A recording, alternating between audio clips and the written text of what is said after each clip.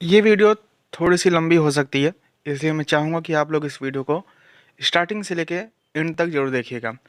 First of all मैं इसमें कोई इतना एक्सपर्ट नहीं हूँ, तो इन किसी भी पॉइंट में मुझसे कोई गलती होती है, तो डेफ़िनेटली आप कमेंट सेक्शन में मुझे बता सकते हैं कि भाई इस पॉइंट पे ये गलती हुई है। जितना मैंने पिछला ट्रैक रिकॉर्ड और पिछला जो टेंडर हुआ था, उसके बेस पे मैंने जो समझने की कोशिश की है, वही चीज़ मैं आपके सामने रख रहा हूँ। एक चीज़ मैं आपको ये भी बता दूँ कि इससे फ़र्क इतना नहीं पड़ता है कि टेंडर किसको मिलता है या कौन क्वेश्चन सेट करता है। जो भी क्वेश्चन पेपर होते हैं अ, उसमें हो सकता है भाई थोड़ा-सा आपको चेंज देखने को मिले, बट मोर और लेस जो पेपर होता है वो प्रीवियस ईयर पे बेस्ड ही होता है, तो इतना कोई मेजर चेंज आपको देखने को नहीं मिलेगा। चलिए अब हम बात करते हैं कि भाई इस बार का कैसे सीन है। फर्स्ट ऑफ ऑल मैं आपको समझा दूँ कि पहले होता है आपका प्री बिड, उसके बाद जो टेक्निकल बिड, देन फिर आखिरी बारी आती है कमर्शियल बिड की, यानी कि अ, कौन सी कंपनी कितना चार्ज करेगी सर्विसेज के लिए। अब ये चीज़ आप देख सकते हैं कि date and time opening of the bid of received in response to the RFP 18 December 2023। ये टेंडर है identification of conduct of CBT for staff selection commission. अब 18 तारीख को ये चीज़ तय होगा, इसमें प्री बिड को ओपन किया जाएगा। अब फर्स्ट यहाँ पे दो केस बनते हैं कि मे बी जो है टेंडर फाइनलाइज हो गया, उसके बारे में भी हम बात करेंगे कि ऐसा क्यों हो सकता है। एंड सेकंड कि टेंडर अभी जीडी के एग्ज़ाम के टाइम पे ही फाइनलाइज होगा, उसके बारे में भी हम बात करेंगे। फर्स्ट ऑफ ऑल ऐसा मुझे क्यों लगता है कि जीडी के टाइम पे हमको पता चलेगा कि टेंडर किसको मिला है। उसके लिए अगर हम पिछला ट्रैक रिकॉर्ड देखें तो ये आपको दिख जाएगा। ये जब सीफी वेंडर था उसने काफ़ी चीटिंग के केसेस किए थे, उसके बाद जो टेंडर चेंज किया गया था उसका ही निकाला गया था 4 सितंबर 2018। एक्चुअली में जो टेंडर निकला था वो निकला था अगस्त 2018 में, न्यू एग्ज़ाम कंडक्टिंग एजेंसी के लिए। अब इसमें प्री बिड कॉन्फ्रेंस की गई थी 4 सितंबर 2018 को। अब इसमें कुछ डॉक्यूमेंट भी अपलोड करने थे, तो उसमें भी कुछ इशू आया था। दिन फिर उसके बाद इसकी जो डेट है उसको थोड़ा सा और ज़्यादा एक्सटेंड किया गया, एंड जो फिर नेक्स्ट डेट हुई जिसको आप देख सकते हैं वो हुई 4 अक्टूबर 2018 को। तो अक्टूबर 2018 को प्री बिड हुई। अब प्री बिड के बाद जो है, अब इसमें टेक्निकल बिड में इसमें ये नोटिस आया कि भाई इसमें अभी टाइम लगेगा। तो 8 तारीख को जो ओपन होना था आपका फाइनेंशियल बिड यानी कि कमर्शियल बिड, उसमें अभी थोड़ा सा लेट देखने को मिलेगा। ये नोटिस था 6 नवंबर को। उसके बाद जो है ये आपका 6 नवंबर को नोटिस हो गया। फिर उसके बाद ये नोटिस आप देख सकते हैं जो कि रिलीज हुआ था 19 नवंबर को कि कमर्शियल बिड जो है ओपन होगी 19 नवंबर को। 4 अक्टूबर को प्री बिड हुई और 19 नवंबर को जो है कमर्शियल बिड ओपन हुई। अब यहाँ पे आपको एसएससी की साइट पे कोई भी ऐसा नोटिस देखने को नहीं मिलेगा जिसमें मेंशन हो कि टीसीएस ही एग्ज़ाम कंडक्टिंग एजेंसी है। तो आप ये चीज़ की उम्मीद इस बार भी मत करिएगा कि आपको एक नोटिस देखने को मिलेगा कि ये एजेंसी है जिसको टेंडर दिया गया है। वो लोगों ने, क्योंकि टीसीएस आया ऑन डिस्टेंस जोन को में लोगों के सेंटर्स गए थे, उसके बाद से लोगों ने अंदाज़ा लगा कि हाँ टीसीएस को ही टेंडर मिला है।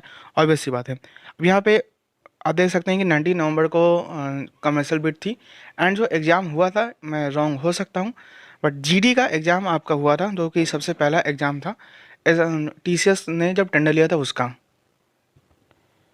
सो फर्स्ट एग्ज़ाम जो कि हुआ था वो होता है एसएससी जीडी। इसका एग्ज़ाम हुआ था 11 फेब से आई थिंक मार्च के अराउंड जो है जीडी का एग्ज़ाम चला था। अब यहाँ पे अगर हम इस टाइमलाइन को हम कंसीडर करें तो एक्सपेक्टेड है कि इस बार भी जो आपका पहला पेपर होगा वो एसएससी जीडी का जो भी एग्ज़ाम होगा वही न्यू एग्ज़ाम कंडक्टिंग एजेंसी, या हम बात करें कि नया जो क्वेश्चन पेपर सेट करने वाला जो भी होगा वो लेगा। अब इस बार एक चेंज किया गया है, इस बार एग्ज़ाम कंडक्टिंग एजेंसी दूसरी होगी और क्वेश्चन पेपर सेट करने वाला दूसरा होगा। एंड दोनों की जो टाइमलाइन है वो सेम है। दोनों के लिए जो प्री बिड है वो 18 ऑफ दिसंबर है, तो दोनों जो है साथ ही साथ यहाँ पे चल रहे हैं। बट इस बार जो है दो एजेंसीज़ को लिया जाएगा। अब अगर मैं एक और चीज़ आपको देखूँ कि मे भी जो है ये हो सकता है, अब केवल इसकी पॉसिबिलिटी ओनली 30% है कि अभी तक एजेंसी फाइनलाइज हो गया है। अब वो मैं इसलिए बोलूँ कि लास्ट टाइम जो है आप सभी को पता है कि ऐसे 5 साल पहले की हम बात कर रहे हैं, एंड तब जो है इतना स्पीड को तवज्जो नहीं दी जाती थी।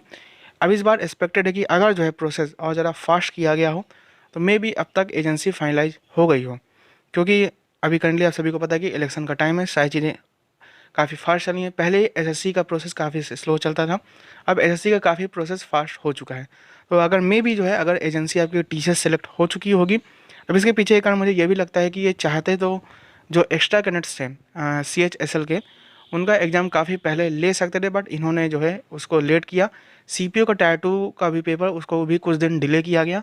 तो ऐसा उम्मीद है कि मे भी शायद जो एजेंसी हो वो फाइनलाइज हो गई हो, बट केवल एक एक्सपेक्टेड है, ये गलत भी हो सकता है।